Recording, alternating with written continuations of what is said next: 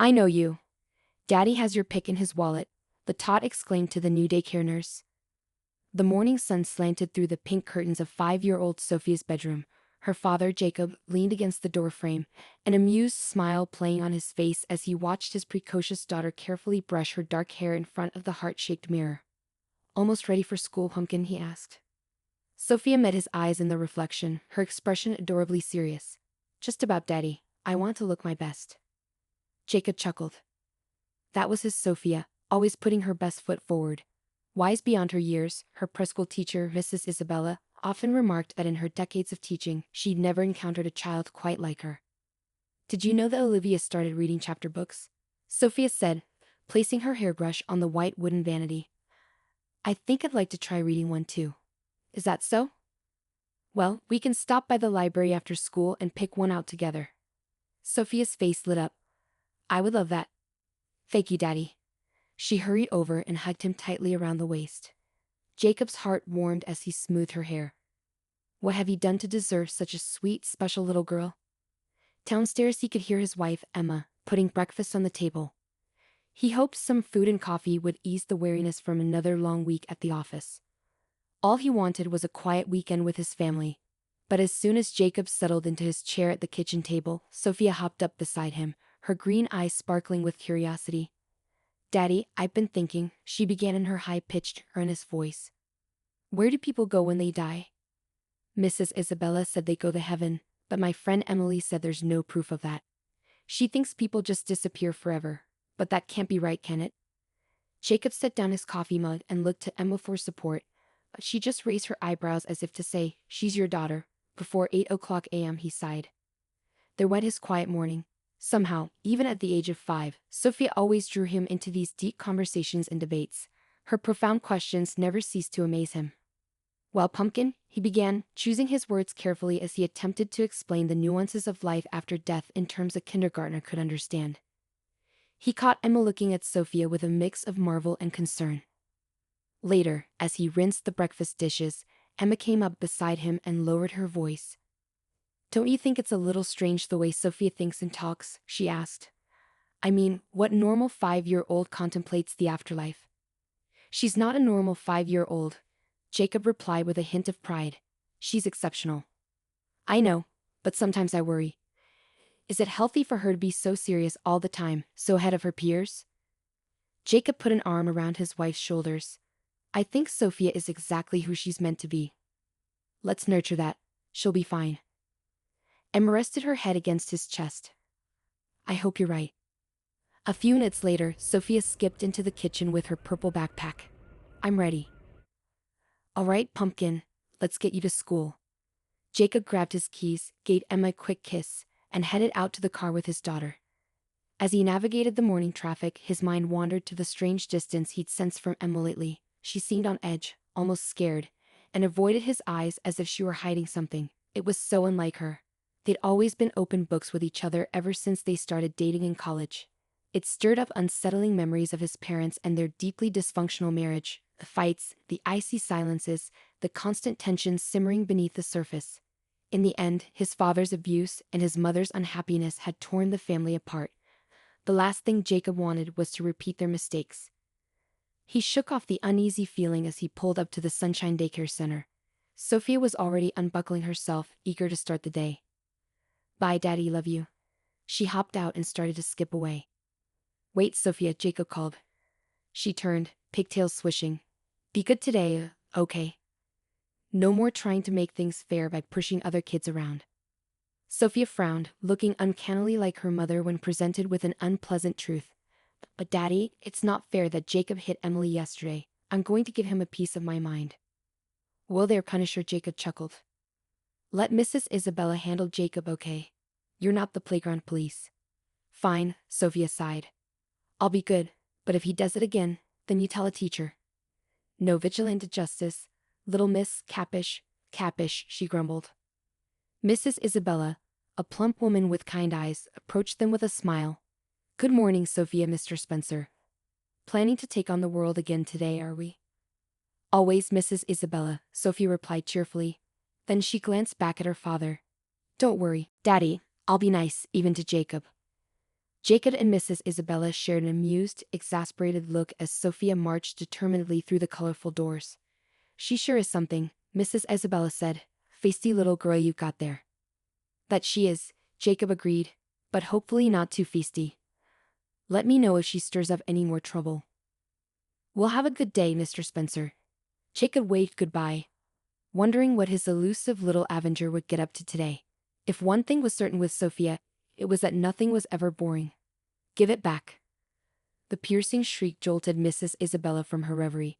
She looked up from the attendance sheet to see Sophia grappling with Jacob over a blue truck in the middle of the playroom. The little boy's face was red as he tried to wrench the toy from Sophia's grasp. Jacob hit Emily with this truck yesterday, and now he's trying to do it again, Sophia said angrily. I'm stopping him. Nah, Jacob protested. I wasn't going to hit her. Emily, tell her. Emily, who had been coloring quietly in the corner, looked up with an anxious expression. I don't want to get involved. Mrs. Isabella held up her hands. All right, enough. Sophia, we talked about this. It's not your job to police the other children. And Jacob, we keep our hands to ourselves, remember? If you can't play nicely with the truck, you won't play with it at all. But Mrs. Isabella, Sophia began. No buts, the teacher said firmly. She reached for the toy. Now give me the truck. You two need a break from each other. Sophia, why don't you go read a book?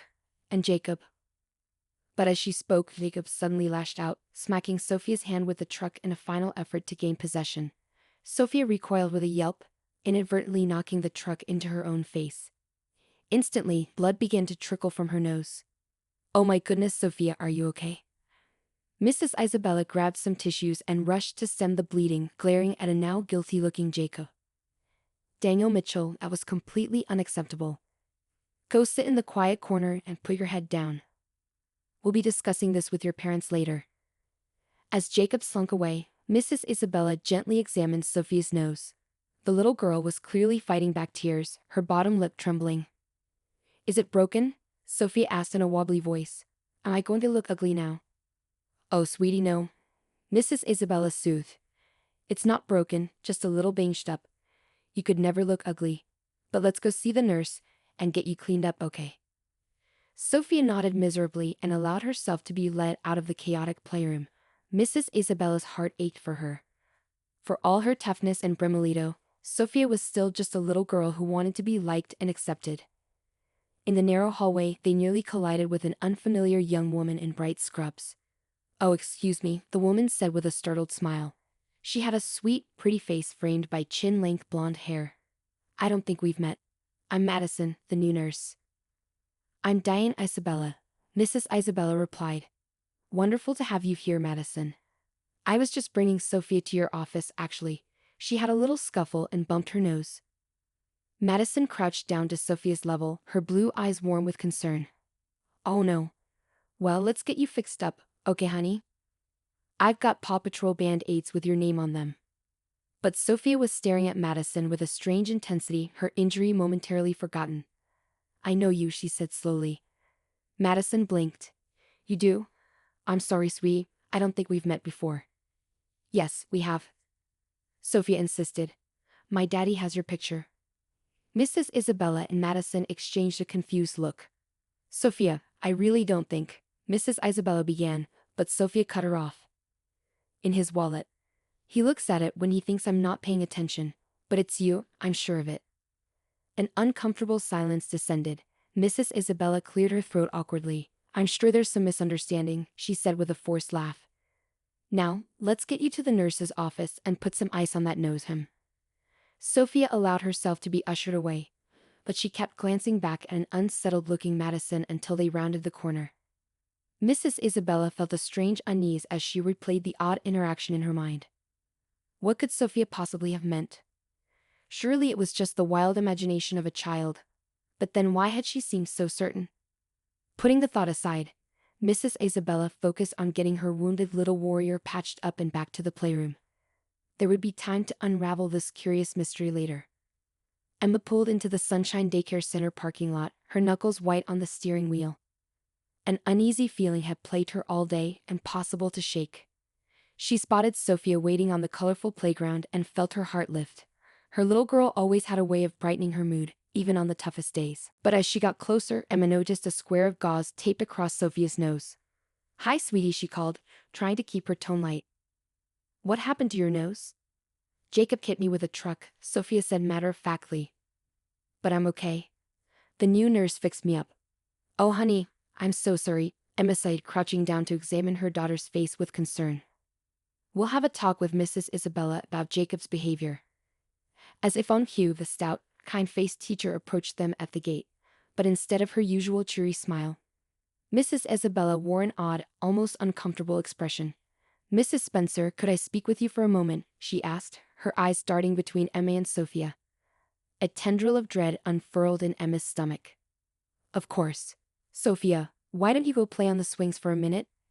She waited until her daughter was out of earshot before turning to Mrs. Isabella with forced calm. "Is everything okay, besides Sophia's injury, I mean?" Mrs. Isabella hesitated. "Yes, well, Sophia said something a bit strange earlier when I was taking her to the nurse. She claimed that her father has a picture of our new nurse, Madison, in his wallet, that he looks at it when he thinks Sophia isn't watching." Emma stared at her. "What? That's ridiculous. Why would Jacob have a picture of the daycare nurse?" "I agree, it's very odd," Mrs. Isabella said carefully. "I assumed Sophia must be confused, or perhaps imagining things, but she was quite insistent."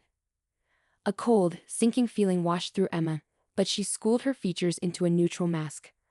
"I'm sure that's all it is, Sophia's imagination running wild. You know how fanciful kids can be at this age." Mrs. Isabella nodded, but she still looked troubled. "Yes, of course. I just thought you should be aware in case. Well, I'm sure it's nothing. Forget I mentioned it." Emma forced a smile. "Already forgotten. Thank you for telling me." She made her way over to the playground on wooden legs, her mind spinning. It had to be a coincidence, a childish misunderstanding. Her husband would never. "Mommy, what's wrong?" Sophia asked, looking up at her with those uncanny green eyes that missed nothing. "You look worried." Emma quickly rearranged her expression. "Nothing's wrong, sweetie. Mommy's just a little tired." She took Sophia's hand, desperate suddenly to be away from this place and the troubling seed that had just been planted. "Come on, let's go home." As they walked toward the parking lot, a young woman in bright scrubs exited the building and headed for a blue sedan. The early evening light illuminated her blonde hair and fresh-faced beauty. Emma's stomach lurched as Sophia pointed at her excitedly. "Look, Mommy, that's Madison, the nurse I was telling you about." Emily looked at the woman who had captivated her daughter's attention. She was young, mid-20s at most, and undeniably pretty, exactly the type of vivacious blonde that men like Jacob always seemed to go for. Emma's free hand unconsciously rose to touch her own face, tracing the faint lines that had appeared seemingly overnight.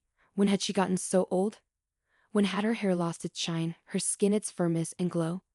Suddenly, Emma felt every one of her 38 years weighing on her like lead next to this newborn young nurse. What chance did she have of holding her husband's interest? No wonder he carried another woman's picture, gazing at it in secret, pining for someone untouched by the remillages of age and motherhood. "Mommy," Sophia's voice cut into her spiraling insecurity. "Can we go? I'm hungry." Emma tore her gaze away from Madison's departing form, blinking back the hot sting of tears. "Of course, sweetie," she said hollowly, "let's go home." But even as she said it, Emma knew nothing would be the same.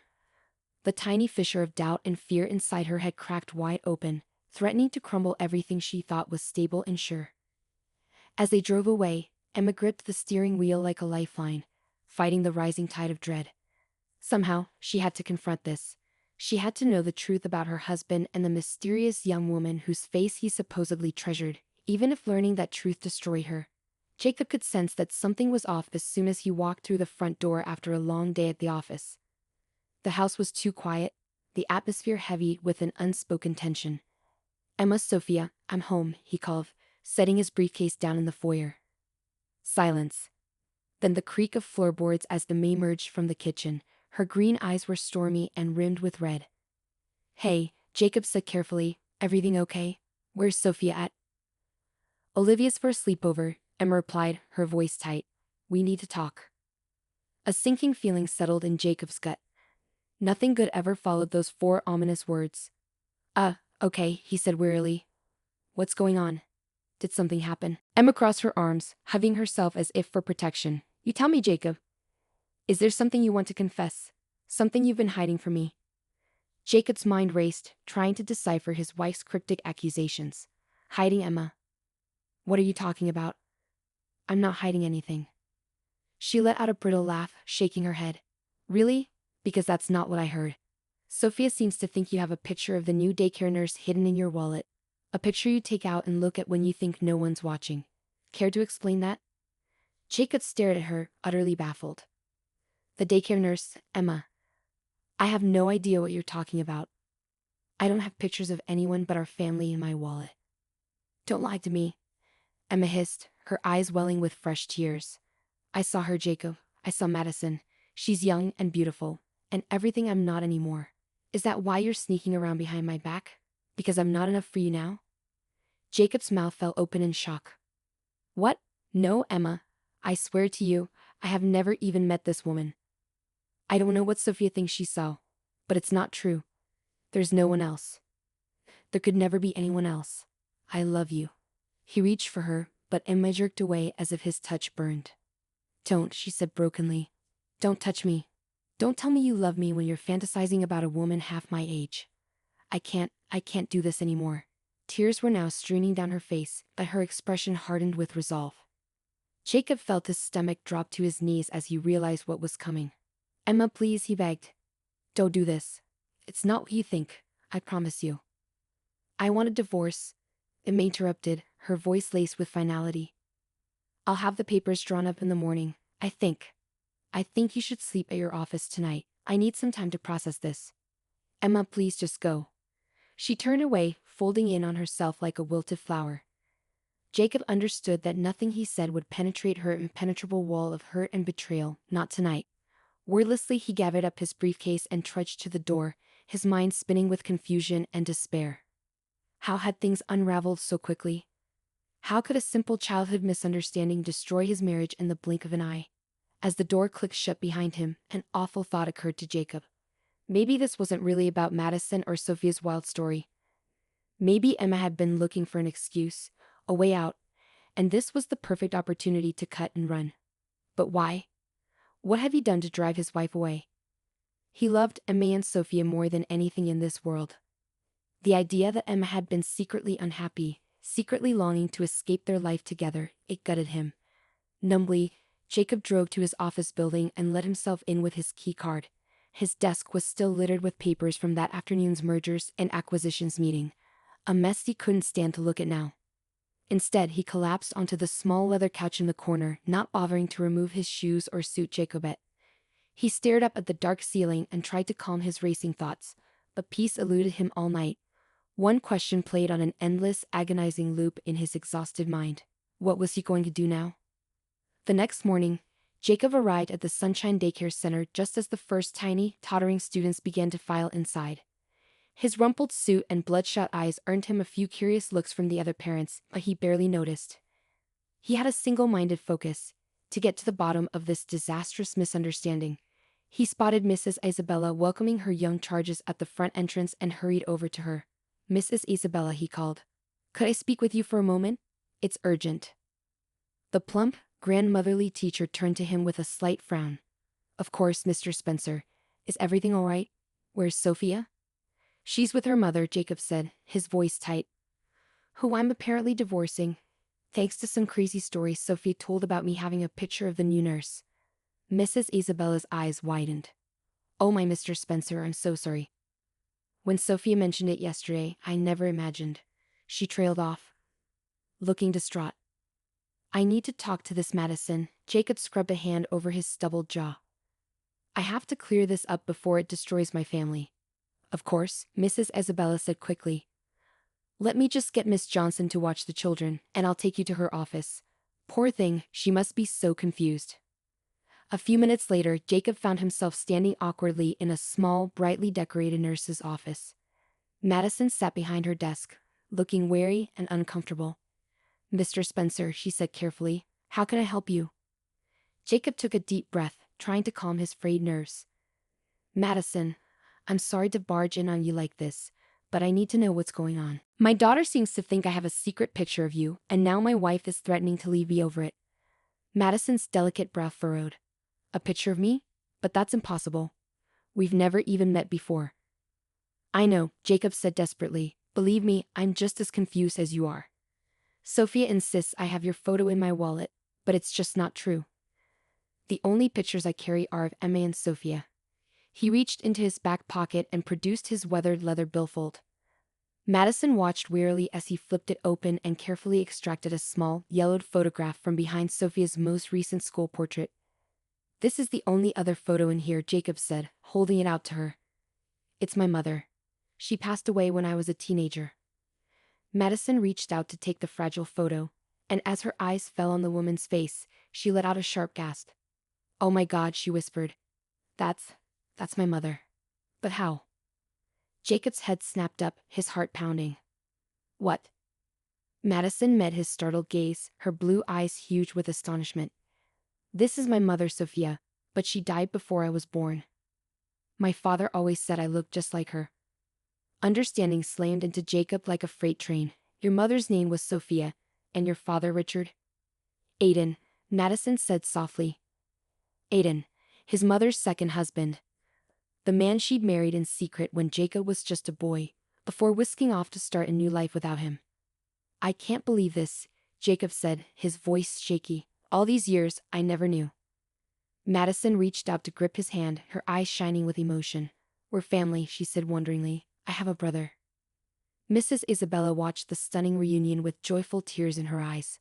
Brother and sister, separated by a cruel twist of fate, yet brought together again by a child's innocent observation. It was like something out of a storybook. Jacob knew he should be reeling from this life-altering revelation, but in that moment, all he could think about was Emma.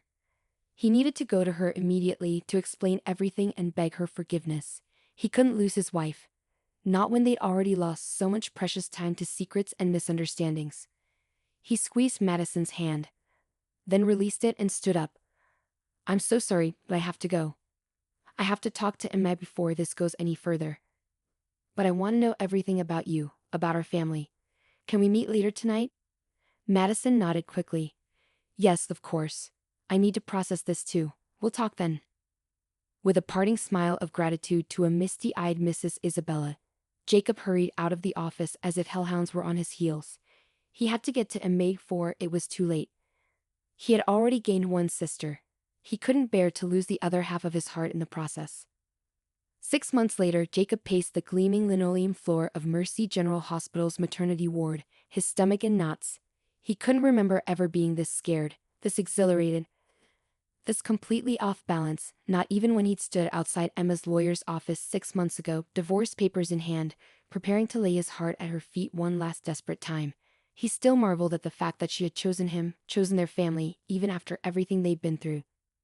The past 6 months had been a whirlwind of apologies, long overdue conversations, and tearful reconciliations as he and Emma worked to stitch their tattered marriage back together again. Sophia had been over the moon when Daddy moved back home, though she was still adjusting to her new Aunt Madison's presence in their lives. It boggled Jacob's mind that his little girl had accidentally discovered a branch of their family tree that he'd never even known existed. More proof that Sophia was one in a million. The past few months had been a journey of rediscovery for him and Madison as well. Slowly, through late-night conversations over coffee and poring over old photos, they had begun to fill in the blanks of their mother's history and their intertwined roots. It was surreal, wonderful, and bittersweet all at once. Now, Madison sat calmly in a waiting room chair, watching her newfound brother wear a groove in the floor. You're going to pass out if you don't breathe, she observed. I promise Emma's in good hands, Jacob muttered. Women have babies every day. I know that. Madison raised an eyebrow. Doesn't make it any less terrifying. I thought I'd be an old pro at this, the second time around, but I think I'm more worked up now than when Sophia was born. Madison raised an eyebrow. Probably because now you know exactly what to expect. The freaky Twilight Zone birth canal, the stitches, the please stop. Jacob groaned. I'm already fighting the urge to bust in there and yank my wife out before the spawn of Satan rips her to shreds. Madison snorted. Wow, I really hope you're planning to clean up that attitude before you see your new sons for the first time. Sons, Jacob asked absent-mindedly. Then his head snapped up as his sister-in-law's words registered. Wait, how did you know it was a boy? Too late. He saw the expression flash across Madison's face. She bit her lip guiltily. Unlucky guess, V. Jacob, Madison warned.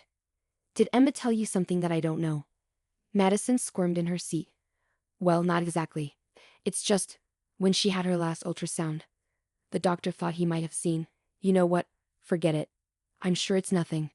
She smiled brightly, fooling absolutely no one. Jacob opened his mouth to unleash a barrage of questions, but just then, the double doors to the delivery ward swung open. A nurse in pink scrubs emerged, her face wreathed in smiles. Jacob's heart leapt into his throat. This was it, the moment of truth. Mr. Spencer, the nurse called. That's me, Jacob croaked, raising a shaky hand. Is my wife? Your wife is doing splendidly, the nurse assured him. Congratulations, Dad, you have 2 healthy baby boys. The world seemed to tilt and spin around him. Jacob gripped the back of a chair, certain he had misheard. 2, he whispered. Did you say? The nurse grinned. That's right, twins. They're a little small, but that's to be expected. You can come back and see them now. Jacob turned to Madison, his eyes huge with shock. She jumped up and threw her arms around him, laughing with delight. Oh my God, Jacob. Did you hear that? Twins and boys. Just like I accidentally ruined the surprise about 30 seconds ago. Jacob hugged her back reflexively, his mind whirling. Twins, 2 boys. He was a father of 3 now. How had this happened? Dimly, he registered Madison pulling back and giving him a little shove toward the delivery ward doors. Go, she urged, her eyes misty. Go kiss your incredible wife and meet your sons. Jacob nodded dumbly, still reeling, as he followed the beaming nurse through the swinging doors. The bright lights and antiseptic smell barely registered as he walked down the hallway. In what felt like seconds and a lifetime, he was standing outside room 2187, staring at the small placard that read, Emma Spencer, in neat black letters. His heart felt like it might pound right out of his chest. Slowly he pushed open the door and stepped inside the dimly lit room, and there was Emma, looking exhausted and radiant as she cradled 2 impossibly tiny, blanket-wrapped bundles close to her chest. She looked up and met his shell-shocked gaze, a beatific smile on her face. Hey, Dad, she whispered. Come meet your boys. Drawn forward as if by a magnet, Jacob approached the bed and sank down on the mattress beside his wife. Up close, he could see the downy heads and scrunched pink faces of his newborn sons as they nestled against Emma's breast. Oh my God, he breathed. Emma, they're incredible. You're incredible. I can't believe you did this. Carefully, he reached out to stroke a feather-light finger across one tiny brow. A pair of hazy blue eyes fluttered open at his touch, unfocused but achingly perfect. I know we only picked out one name, Emma murmured, since someone wanted to be surprised. In my defense, I was only expecting one surprise, Jacob joked weakly. He couldn't seem to tear his eyes away from the miniature miracles in Emma's arms. Well, now we need to come up with another one. I was thinking Jaden, after your grandpa, and maybe Daniel, since he came to us like his biblical namesake, on a wave we never saw coming. Jaden and Daniel, Jacob whispered in wonder. Those are great names, perfect names. God, I love you so much. Thank you for this, for not giving up on us. Tears welled in his eyes as he leaned in to kiss Emma softly. She tasted like sweat and salt, and the promise of a new beginning. When they parted, Emma smiled up at him tremulously. Thank you for fighting for me, for our family. I'm just so sorry Jacob cut her off with another gentle kiss. No more sorries, he murmured against her lips. We're done with that now. The past is in the past, right? Now, I just want to enjoy the present and the 2 unbelievable gifts you gave me today. He gazed down in awe at Jaden and Daniel, marveling at the way they fit so perfectly in the circle of Emma's arms. He thought his heart might burst from the sheer force of love, joy, and protectiveness that swelled within his chest. Just then, a soft knock sounded at the door. It opened a crack, and Madison's beaming face appeared. Can Auntie V come in and get some baby snuggles? She stage whispered, and there's a very excited big sister out here too. Jacob shot Emma a questioning look, and she nodded, smiling. Let them in. It's time for this family to be together. The door burst open, and Sophia rocketed into the room, all excited squeals and wild pigtails. She scrambled onto the foot of the bed and gazed raptly at her new brothers. "They look like raisins," Sophia announced gleefully. Jacob snorted, while Emma giggled and made the obligatory noises about them being the most beautiful raisins ever. Jacob sat back and drank in the sight of the people he loved most in this world, his heart so full it felt like it might shatter from the strain of holding so much happiness. His eyes met Emma's over their children's heads, and he saw his own incandescent wonder and gratitude reflected back at him. After all the struggles, heartache, and misunderstandings, they had made it here together. As an unexpected upwelling of emotion clogged his throat, Jacob finally allowed the tears to slip free. They were tears of disbelieving joy, of soul-deep thankfulness for the miraculous detours life had thrown his way. To think it had all started with one little girl's uncanny observation, a seemingly innocent mistake that had snowballed into the most devastating chisabellage of his life, only to lead him to the greatest gifts he could have ever imagined. The universe worked in mysterious ways, but sitting there in that hospital room, surrounded by the laughter and chaos of his precious family, Jacob knew one thing for certain: he wouldn't change a damn thing, not for all the lost pictures in the world.